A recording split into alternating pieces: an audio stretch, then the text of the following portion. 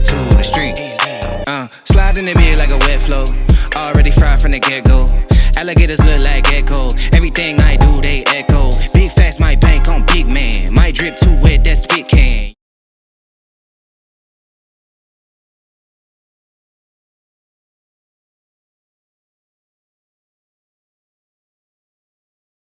Now, shout out to Curlsqueen for partnering with me on this video, but y'all, I have a confession. Y'all, this is not your average clip and extension video because I too start this video as a complete beginner. So I'm going to teach you every single thing I learned in this process. I made diagrams so you can follow them, and I even come back 2 weeks later to show you everything I learned after playing around with these extensions. So let's unbox this. First, we got a detangling brush. You know, for the curls, we need that. And then we've got extra clips. Extra clips help to make things more secure if you want to change the wefts. Then we got a bonnet. Satin or silk, I can't tell you, y'all. But it's got a drawstring and it's adjustable. Yeah, get into it. And it's reversible. So shout out Curlsqueen for that. Boom.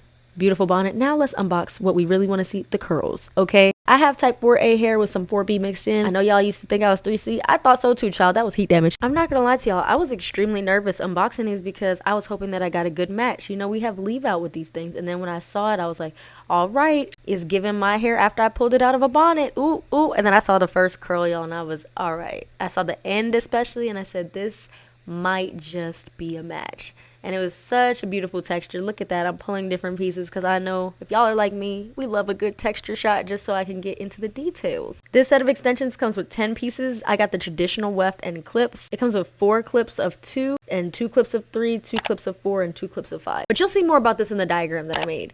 My natural hair color is brown, but it's dyed jet black, so we're about to dye these extensions to match my natural hair, because what we don't want, y'all, when we step into the sun, brown extensions and jet black leave out. No, no, no, baby. That's going to give us away immediately. You can tell people it's an ombre, but will they believe you? I'm not sure. Bestie, I'm not going to let you go out like that, okay? So now I'm shampooing and conditioning my extensions. Use whatever works. Just try to use something that's a little bit more on the color safe side if you do something more colorful. And I'm just showing you a little bit of the texture as I rinse everything. And now we're detangling. Now I did start at the ends already, y'all. I cheated. I started at the ends, but you know, it's just a prettier shot when you go from the roots. And this is what the hair looks like wet. Ooh, yep. Now, y'all, just between you and me, I let this hair sit in that conditioner for a little while. Look at the ends. This looks just like my ends. And then that's all the shedding that came out. Not very much at all. Now onto the very questionable braid down that I did. All right, so I'm about to start by just showing y'all my braid down. Now, mind you, I can't braid the back of my head to save my life. So like, look, unless it's like blow dried, then I can get it pretty neat. But these braids are more protective than aesthetic, okay? So they're doused and moisturized and everything like that. I'm gonna show you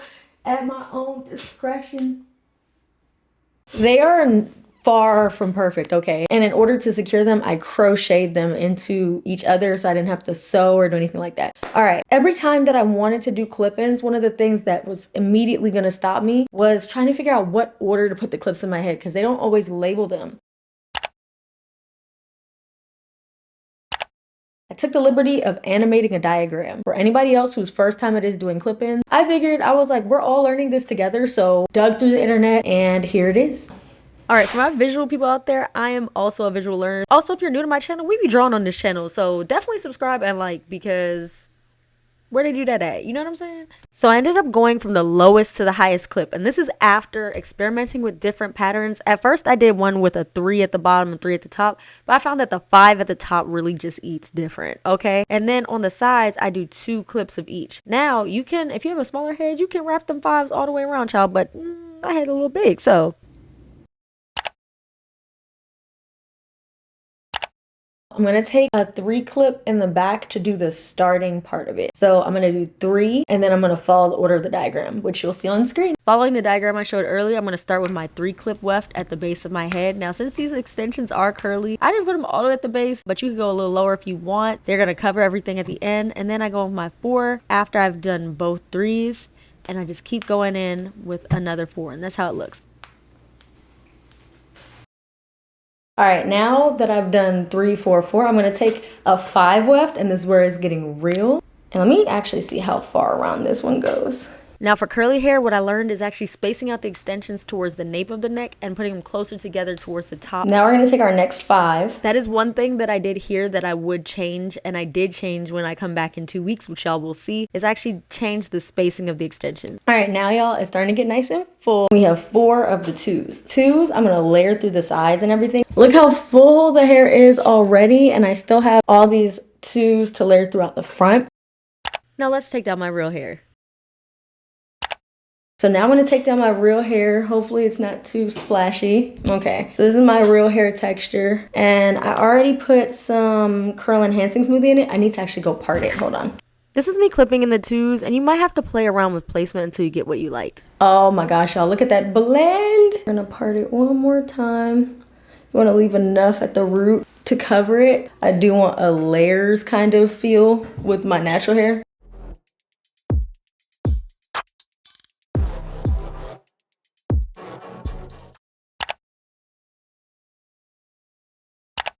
All right, y'all, so we're about to blend my leave out. And I might shift the clips around a little bit to hide it in this back section. Now, remember what I said about clipping the clips a little bit higher to the crown of the head and using 5s at the top? This is what I learned in blending this. Even though I still got a good blend, that will literally take it to the next level, y'all.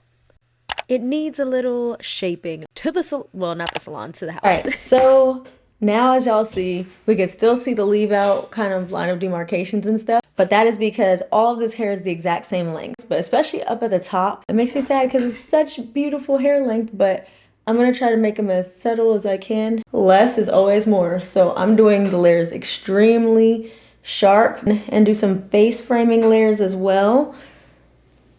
And this is going to help everything blend.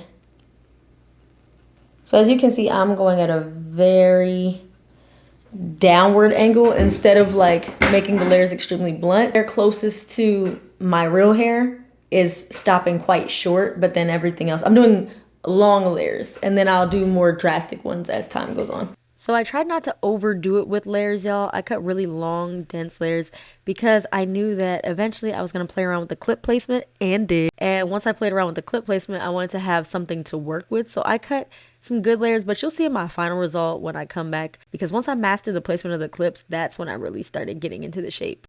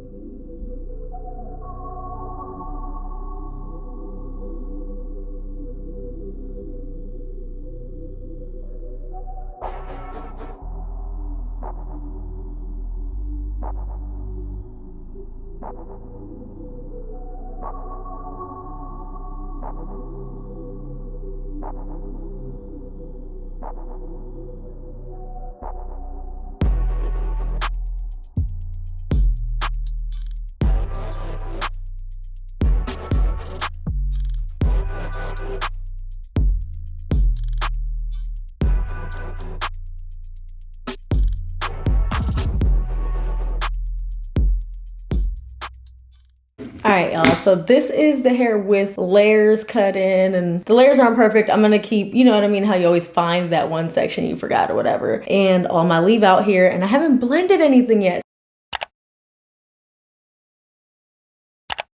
This is what it looks like unblended. We're about to take our spray bottle, basically wet this whole thing down, and then we're gonna blend my leave out with this hair. I'm looking forward to it. I think it's gonna look so pretty. Next time I might do even less leave out, because I know I left most of the front of this is my hair. It's great for volume, but I think for continuity purposes. All right, y'all, so as you know, we gonna go in with the Dew Texture Foam. I run through like 20 bottles of this per week. That is an exaggeration, but I love it. And as you know, we detangle from the ends to the roots. And after that, once I get that section fully detangled with the mousse, I'm gonna go in with my Wetline Extreme Gel, which you can't really see on camera. That's when I really start separating the curls. You know, that's one of my favorite things to do for my actual wash and go. So we're doing that now. And that is how I get my definition and blend. We're gonna repeat this process in all sections, and then I'm gonna come back and show y'all the final result of what this looks like in its wet state.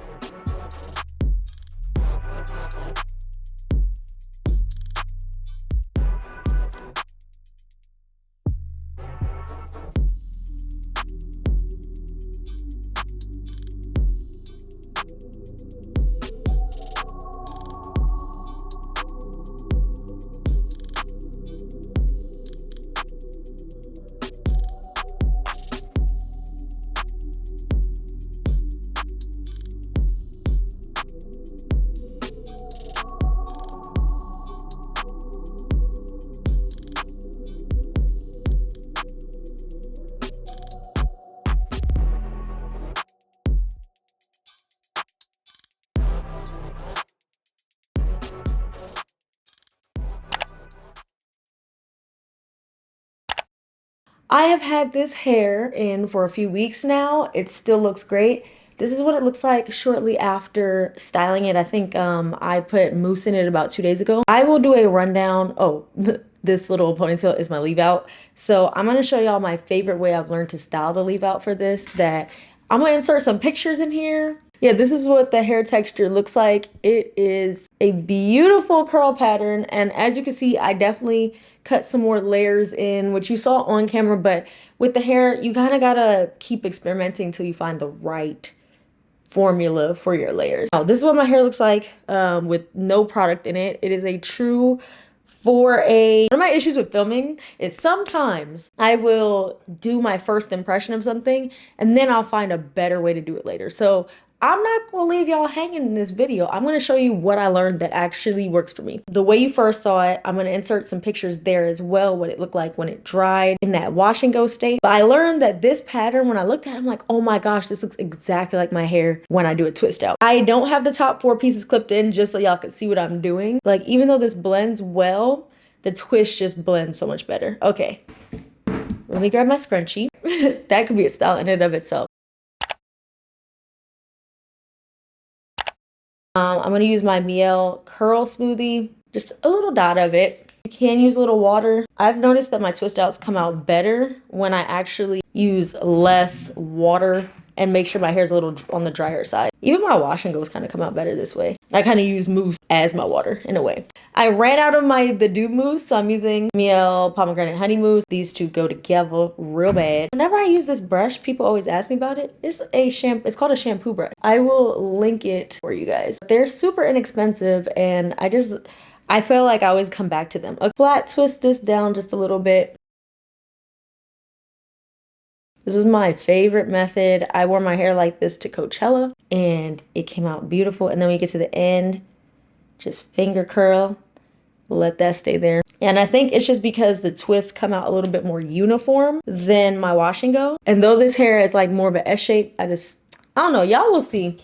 I really wanted to make sure I came on camera and showed y'all this because I don't know about y'all, when I watch tutorials and they just come back and explain everything without demoing, I get kind of like no, show me. I know this is a lot of mousse for like little bitty sections, but also not kind of. It helps my hair dry a lot faster too. Now these are a little small, and if you want that really like corkscrew look, you can apply a little bit of gel to your hair as well. I would use Wetline or Uncle Funky's. Now we're gonna open this to my little middle part. You don't have to part it. If you don't want to do that, you could just put your twists down, like twist them towards your face. I'm focusing the smoothie more at my roots because I find that your roots tend to puff up too. Make sure you're focusing your cream products and your moisturizing products at the roots first before you do anything, and then work them down to your ends, and then just kind of slide them on down like that. And again, I'll be running through the mousse now. I'm a mousse girl, y'all. I never thought I'd see the day. All right, now we got down to the end, y'all.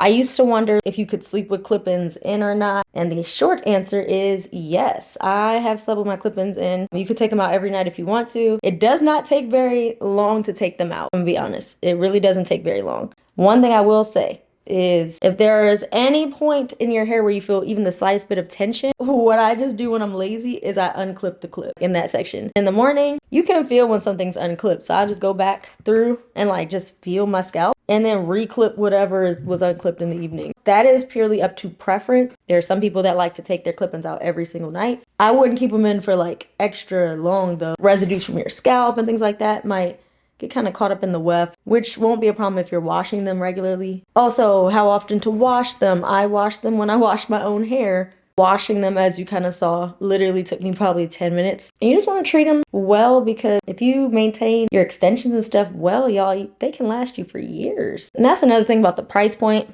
I know that the price point of extensions sometimes might be a jump scare for some people, but realistically, it's like I have some wigs and stuff like that, y'all, that I got in 2016 that are still in good shape. I think when you factor in how many packs of braiding hair and synthetic hair and wigs and all that stuff you might have to buy, I will say that stuff like this is worth it because it looks high quality. It's not as detectable. It lasts longer, especially if you invest in high quality. So I know that every consumer's experience is different. I am aware that I am a content creator and I was sent this hair, so always like read your reviews, use your viewer discretion. But from my vantage point, I'm very, very pleased with the quality of this hair.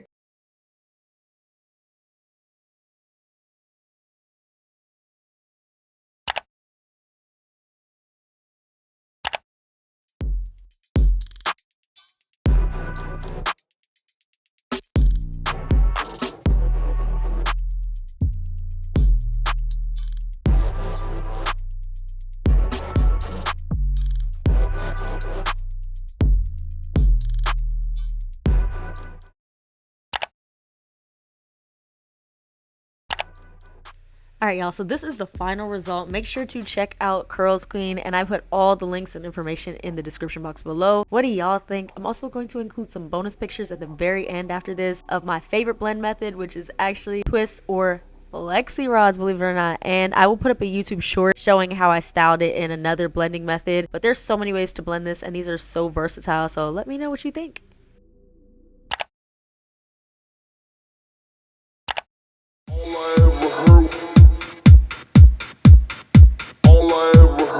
Noise.